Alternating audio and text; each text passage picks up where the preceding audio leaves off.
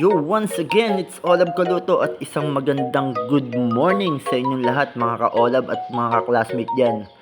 So for today's video nga pala mga classmate, magluluto nga pala tayo ng pork igado. So ito nga pala yung special nga pala na igado. Lutong Ilocano nga pala mga classmate. So yan ang aking hiniwasan ng ating karneng binili. Syempre yung may laman yung binili natin dyan mga classmate. And then hinugasan lang muna natin yan mga classmate. Mamaya i-prepare na natin yung ating mga ingredients na ating gagamitin para sa ating pork igado.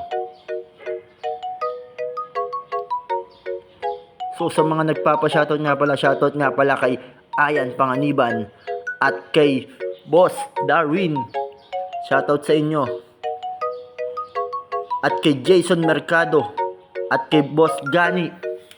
Shoutout nga pala sa inyo. So sa mga nakatutok nga pala kay Olab Kaluto, maraming salamat mga classmate. So yan na mga classmate, hinanda na natin yung ating mga gulay. Yung ating carrots at yung ating bell pepper. And then next natin yung ating mga sibuyas at yung ating bawang at yung ating kalamansi mga classmate. So mamaya nga pala mga classmate, imamarinate nga muna pala natin yung ating karne. So pagkatapos natin gawin tong mga hiniwa-hiwa natin na ingredients. So kung nagtataka kayo bakit igado yung niluto natin, tatry naman daw nila kung ayos daw ba yung igadong luto.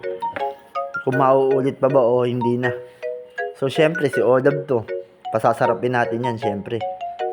So yan na mga classmate. So pagkatapos natin maghiwa dito, i-prepare na natin yung ating karne at imamarinate na natin.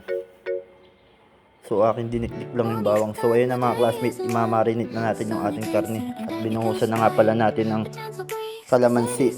So yung gamit nga pala nating soy sauce dyan mga ka-Olab is yung Kikkoman.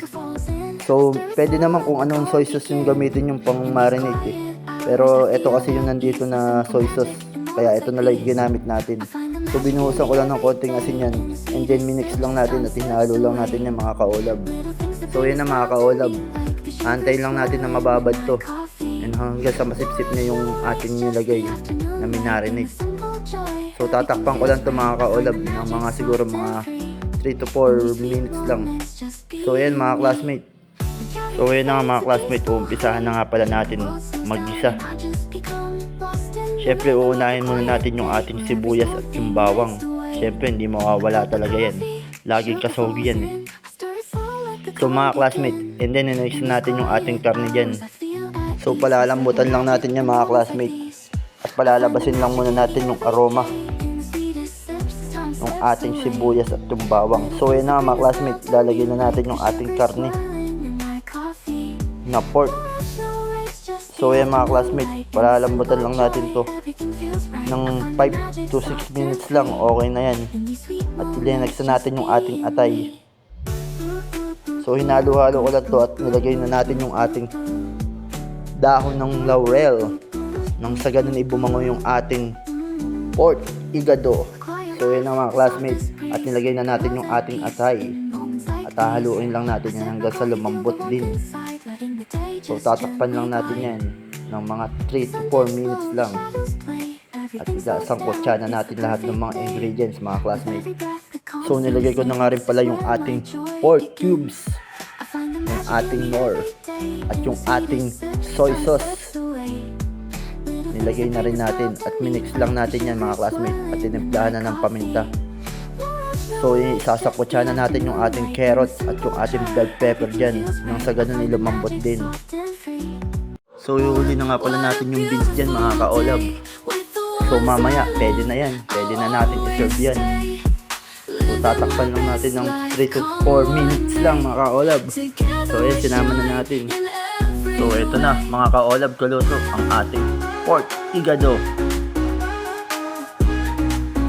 So thank you for watching mga ka-Olab Kaluto. Maraming salamat. Thanks for watching and subscribe. Bye bye.